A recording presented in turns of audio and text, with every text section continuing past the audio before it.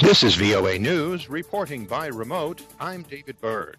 President-elect Joe Biden and sitting President Donald Trump, like millions of Americans, stayed close to home to celebrate Thanksgiving quietly on Thursday as the coronavirus pandemic raged across the United States.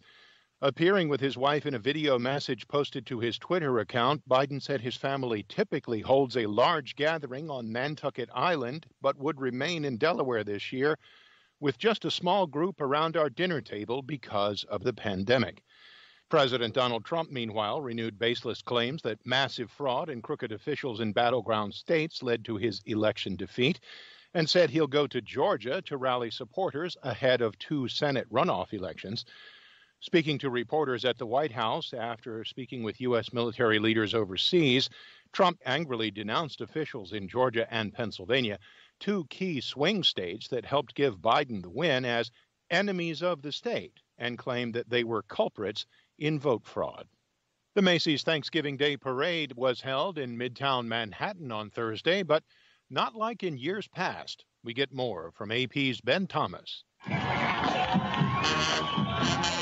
This is what it sounded like in past years. This year, there were the big balloons in the sky, familiar faces like Snoopy, Ronald McDonald, and SpongeBob SquarePants, and marching bands on the street. But the annual Macys Thanksgiving Day Parade had the genuine look and feel of a 2020 event.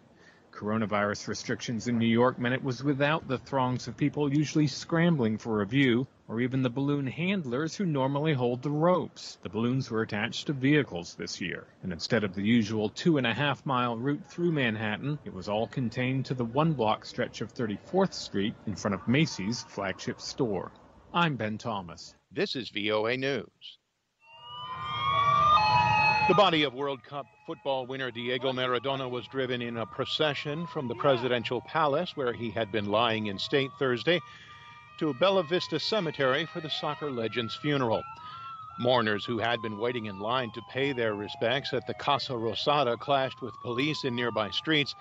Officers used water cannon to disperse some of those who crammed the city streets to say goodbye to their hero.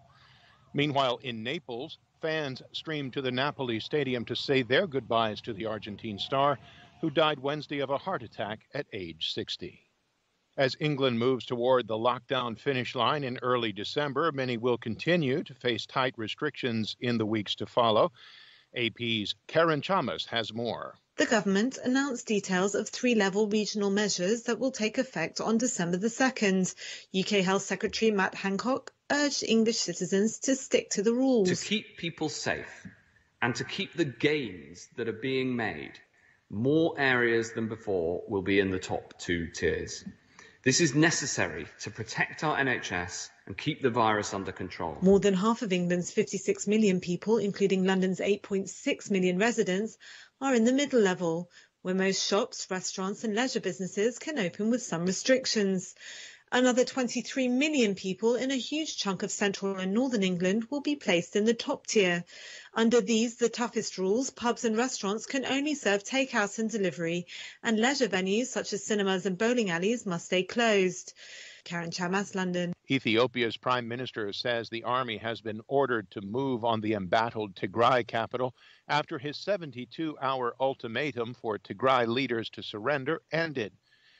Abiy Ahmed warns the city's 500,000 residents to stay indoors and disarm. The United Nations says an increasing number of people continue to leave Mekelle even after the deadline expired. They joined tens of thousands of newly displaced people throughout the region that remains almost completely sealed off from the world, beyond the reach of desperately needed food and other aid. Alarm over the safety of civilians is growing, and the Prime Minister has rejected international interference. And Rome's airport will run COVID-tested flights to and from the United States, operated by Delta and Alitalia, adding it will be the first airport in Europe to offer the service on transatlantic flights. The hope is to avoid a mandatory 14-day quarantine that Italy imposes on incoming travelers. You can find more on these stories and the rest of the day's news at voanews.com. Reporting by remote, I'm David Byrd, VOA News.